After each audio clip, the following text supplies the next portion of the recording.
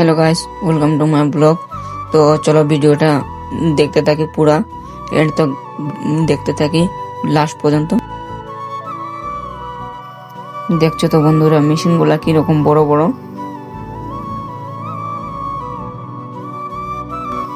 দেখছো তো দু সাইডে মেশিনে ভর্তি।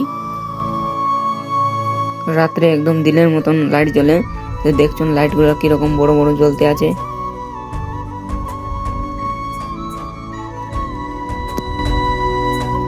আর এগুলা হলো পানির মোটর। দেখছো তো বড় বড় মোটর, এগুলো দিয়ে পাম্প হাউস তৈরি হয় এবং পানি নিচে থেকে উপরে উঠে।